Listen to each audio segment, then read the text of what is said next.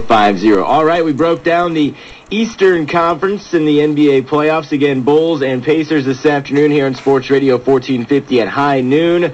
Mark and I both have the Bulls coming out of the East. Eric has the Heat winning the East. Let's look at the West and see who the Bulls or Heat will play in the title. Spurs and Grizzlies, an interesting matchup. Spurs a little banged up. They really are. Into the playoffs, and, the Grizzlies, a young squad with something to prove. What do you guys think? Season series was tied 2-2, and without Manu Ginobili for, at least game one? Yeah. Who knows? I really think San Antonio will still come out of this, but, you just never know. San Antonio's getting on in years. Memphis, it's got some decent players. Funnier things have happened. Won't hear, but, what the heck? Yeah. I've got it 4-2. 4-2. Okay, I got this one, San Antonio in 5. And you're right, Mark. Memphis is a good young team, some talented players. I think San Antonio gets it together, at least for this first series, to put a throttling on a young Memphis team. Yeah, I don't think Duncan's going to worry about Manu not being out there.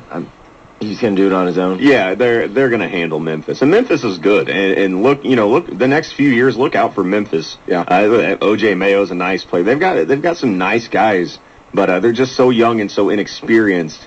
A team like San Antonio in the playoffs will probably walk through them. Here you're looking at a team in San Antonio. This might be one of their last years that they've got a chance for a run, and you have Memphis maybe a year or two away. So yeah, and the guys in San Antonio know that their window is closing.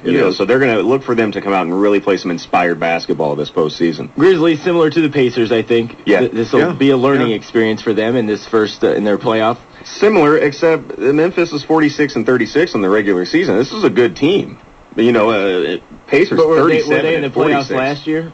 I don't think they made the playoffs last year. So I think it's just going to be a learning experience for both those squads. That they're both young, and they're both in the playoffs for the first time in a long time, and they'll learn from it. But I think the Spurs get them in 5.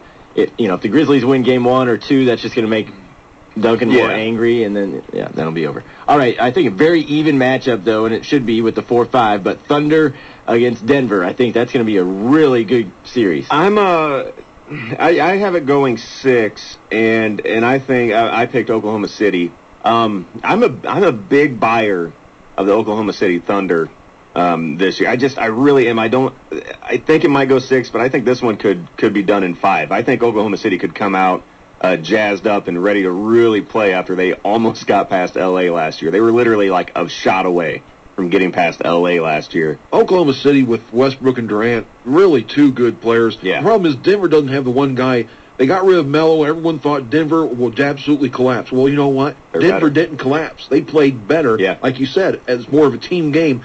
I've got Oklahoma winning the series in 6. Well, I think Denver's a tougher team now without Melo, and they do play defense. Durant's going to have a big series, though, and I think he will. So, I'll have the Thunder in 6, but I think this series could go 7. I wouldn't be shocked. Yeah. All right, Mavs and Blazers. Mavs could be dangerous. A lot of people talk about them. Portland is missing some pieces, but still a good young squad, too. This is a pretty good series as well. LaMarcus Aldridge is incredible. Just an absolutely amazing player. Brandon Roy was gone for a bit of the season, but he's back now playing, isn't he? He's back playing, not as much. No, but he's playing. And his numbers are down from when Portland's still a tough team. I like Dallas, but I'm gonna go Dallas in 7. I think that's gonna be a close series, but I like Dallas to eke it out. Well, Dallas is trying to fool people, saying that they're going to play more defense. Okay, I'll see it when I believe it. I'm not buying that. I like LaMarcus Aldridge, Brandon Roy, Gerald Wallace has made Blazers even a bigger threat. Yep. I've got Portland. Here's the upset I've got in the playoffs the first round. I've got Portland breaking Mark Cuban's heart 4-3. That wouldn't surprise me at all, Mark. It really wouldn't. I mean, they can. And it wouldn't bother me at all either. No, me neither. I'm not a Dirk fan at all. I'm not a Cuban fan. I love Mark Cuban. I can't stand Dirk though. I like Dirk. But he's just His name's Dirk. He's 7 foot tall, and it's like, hey, watch me shoot jumpers all day. Do something else. Do please one other thing. He kind of says it like that. Watch me. Yeah, get a rebound, block a shot, do one other thing. Play like a big man. Yes. Well, how many times have the Mavs been favored in a series or favored in the playoffs even, and didn't do anything?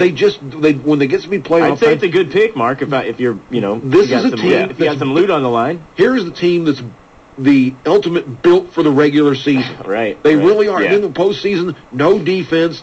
They've got basically one guy, and they fall apart. Like Phoenix. Yeah, exactly. Like Phoenix a few years ago. That's exactly what I was thinking. All right, we all agree. Well, no, we don't. Mark's got the Blazers. Mark's got Blazers. I'll take Mavs, though, in 6, but it could go 7. Lakers-Hornets matchup. I got L.A. in 5. Yeah, I agreed. You know, New Orleans will pull a game out somewhere along the line, but this isn't going to be a close series at all. All right. And as far as we have the Bynum issue. Yeah, they're lucky that it's the first round against New Orleans. I don't think it really is going to hurt LA that much, and that will give Bynum a chance to get ready for round 2. Now, if this lingers, and we all know Andrew Bynum's recuperative powers aren't the greatest in the world. Everything lingers on Bynum. Then things get a little bit dicey in the round 2, but right now I think that she'll have no problem getting through New Orleans. I'm glad you brought that up because looking ahead, LA is saying, no big deal. He's practicing. He'll be in. He might sit out a game. But like you said, the lingering effect, if you don't have a Bynum even close to 100%, I don't know. It could be trouble for L.A. down the line here. Second, third round could be problems. I like him over New Orleans, no problem, Bynum or no Bynum. But going forward, they're going to need him down low, and they're going to need him healthy. So what do you got, Lakers-Mavs, Eric? Lakers-Mavs, I got L.A. in 6. All right. Mark, what if they play the Blazers?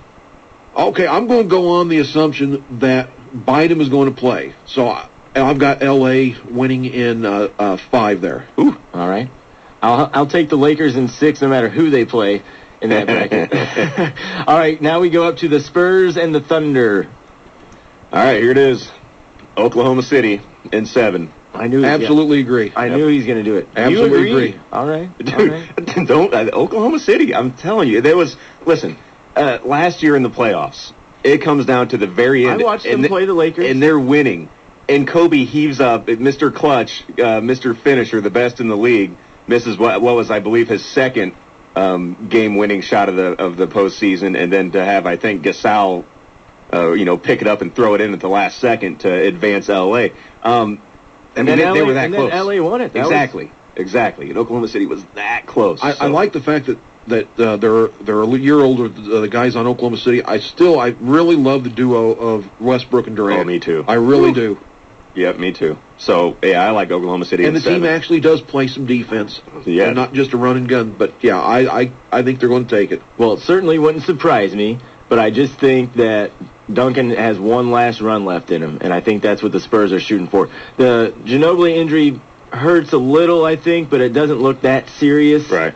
It's his elbow, and, Manu's a tough guy. He goes through all the physicality of it all. I mean, he goes to the rack hard all the time. So he's just going to rest it. They don't really need him, I don't think, in the Grizzlies series. No, the situation's the same with Bynum in their first round. Yeah. LA's they can get by without him for a few games in the first round. Even if and they just have, they're a good team. Yeah, they just have excellent. You can lean on almost everyone in the starting 5, and someone will have a big game. But fortunately, usually 3 or 4 of those guys have a big game, and that's why they win games. So I still think the Spurs will take out the Thunder, but I wouldn't be surprised if Durant and the guys pulled it How off. many games? In 7. I think it's going 7. Yeah. So we all agree there. I think it's going 7 no matter what. It's going to be a good series. All right, so you guys got the Thunder coming out against the Lakers. Okay, rematch of that great series from last year. Not the same result, though. Not the same result. No, What do you got? I got